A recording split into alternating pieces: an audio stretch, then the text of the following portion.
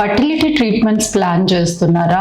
IUI treatment మీకు మంచిదా, IVF treatment కరెక్టా అనేది తెలుసుకోవాలనుకుంటున్నారా? నేను doctor Chandana Lakkireddy from Eesha IVF. Treatments plan చేస్తున్న కపుల్కి కామన్గా వచ్చే డౌట్, మేము ఐయుఐ ట్రీట్మెంట్ చేసుకోవచ్చా, మాకు దాంట్లో రిజల్ట్ వస్తుందా, లేదా మేము ఐవీఎఫ్ ట్రీట్మెంట్కే వెళ్ళాలా అని చాలాసార్లు క్లినిక్స్లో మమ్మల్ని అడుగుతుంటారు. ప్రతి ఒక్క కపుల్కి ఐవీఎఫ్ ట్రీట్మెంటే చేసుకోవాల్సిన అవసరం లేదు. ఓన్లీ కొన్ని కండిషన్స్లోనే మనకి ఐవీఎఫ్ ట్రీట్మెంట్ మాత్రమే వర్కౌట్ అవుతుంది. అది ఎలాంటి కండిషన్స్ అంటే, స్పోమ్ కౌంట్ అనేది బాగా తక్కువగా ఉంటాయి. బాగా తక్కువగా అంటే ఏంటి?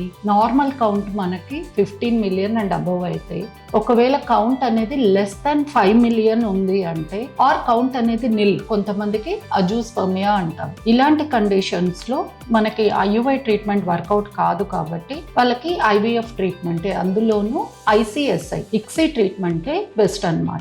ఇంకొందరిలో స్పోమ్ మొటిలిటీ అనేది బాగా తక్కువగా ఉంటుంది. స్పోమ్ మొటిలిటీ మనకి నార్మల్గా యాక్టివ్ మొటిలిటీ అరౌండ్ 30 to 40% ఉండాల్సింది 10 to 15% or 20% ఉంటే అది మనం ఐయుఐ ప్రాసెసింగ్లో ఇంప్రూవ్ చేయవచ్చు. కొంతమందిలో యాక్టివ్ మొటిలిటీ అనేది లెస్ దాన్ 10% ఉంటుంది, 5% ఉంటుంది, కొంతమందిలో 0% కూడా ఉంటుంది. ఇలాంటి వాళ్ళకి అగైన్ మనం ఐయుఐ చేసినా ఉపయోగం ఉండదు. వీళ్ళకి కూడా ఇక్సీ ట్రీట్మెంటే బెస్ట్.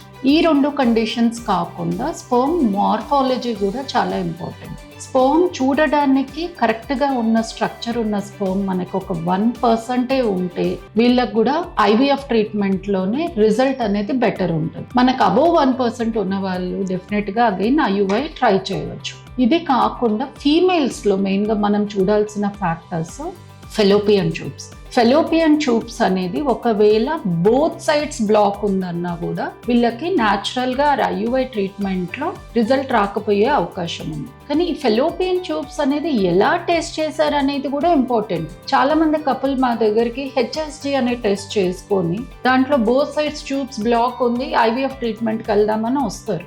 చాలాసార్లు హెచ్ఎస్జి టెస్ట్లో మనకి ఫాల్స్ పాజిటివ్ రిజల్ట్స్ కూడా రావచ్చు. అంటే ట్యూబ్స్లో బ్లాక్ లేకున్నా పెయిన్ వలన, ఆ టైంలో వాళ్ళు కంట్రాక్ట్ కావడం వలన ట్యూబ్స్లో బ్లాక్ ఉన్నట్లు కనబడవచ్చు. వీళ్ళకి వాళ్ళ సిట్యుయేషన్ బట్టి అదర్ ఫ్యాక్టర్స్ ఏం లేదు, తను ఏజ్ తక్కువగా ఉంది అంటే కన్ఫర్మేటరీ టెస్ట్లు చేసి ఆ ట్యూబ్స్ అనేవి రియల్గా బ్లాక్ ఉందా లేదా, ఆ టెస్ట్లు ఎలాంటివి, fallopian tube cannulation or laparoscopy, వీటితో మనకి ఖచ్చితంగా ట్యూబ్లో బ్లాక్ ఉందా లేదా అనేది తెలుస్తుంది. ఈ కన్ఫర్మేటరీ టెస్ట్లలో కూడా ట్యూబ్లో బ్లాక్ ఉంటే దెన్ వాళ్ళు ఐవీఎఫ్ ట్రీట్మెంట్ చేయించుకుంటేనే మంచిది. ఇది కాకుండా ఈ మధ్య కాలంలో ఎక్కువగా చూస్తున్నది ఏఎంహెచ్ తక్కువ ఉంది ఐవీఎఫ్ ట్రీట్మెంట్కి వెళ్ళడం. ఇది అవసరం లేనే లేదు. ఏఎంహెచ్ అనేది ఓన్లీ ఎగ్ నంబర్ గురించే చెప్తుంది, కానీ ఏఎంహెచ్ తగ్గిన ప్రతి ఒక్కరూ ఐవీఎఫ్ ట్రీట్మెంట్కి వెళ్ళాల్సిన అవసరం లేదు. వాళ్ళు ఎగ్ క్వాలిటీ అనేది ఇంప్రూవ్ చేసుకొని, ఒకవేళ ట్యూబ్స్ అనేవి బాగుండి హస్బెండ్ స్పర్మ్ అనేది కరెక్ట్గా ఉంటే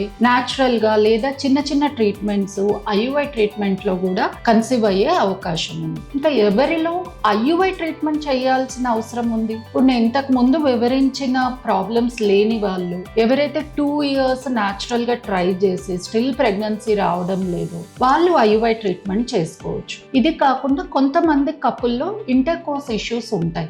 ఫీమేల్లో పెయిన్, వెజైనిస్మస్ అంటాము, ఆర్ హస్బెండ్ సరిగ్గా ఎజాక్యులేట్ చేయకపోవడం వలన ఒకవేళ వాళ్ళు న్యాచురల్గా కన్సీవ్ కాకుంటే వాళ్ళకు కూడా ఐయుఐ ట్రీట్మెంట్లో బెటర్ రిజల్ట్స్ ఉంటుంది. ఇది కాకుండా స్పర్మ్ మొటిలిటీ, నేను ఇందాక చెప్పినట్లు నార్మల్ నుంచి కొంచెంగా తగ్గిన వాళ్ళకు కూడా ఐయుఐ ట్రీట్మెంట్లో మనం ఆ మొటిలిటీ అనేది డబుల్ చేసి ఇంప్రూవ్ చేసి ఎక్కి దగ్గరగా పెడతాం కాబట్టి వీళ్ళకు కూడా ఐయుఐలో న్యాచురల్ మీద ఎక్కువ అవకాశం ఉంటుందన్నమాట. కాబట్టి మన సిట్యుయేషన్ కరెక్ట్గా అనలైజ్ చేసుకొని రైట్ ట్రీట్మెంట్కి వెళ్ళడం అనేది రిజల్ట్కి ఎంతో ఇంపార్టెంట్. Thank you.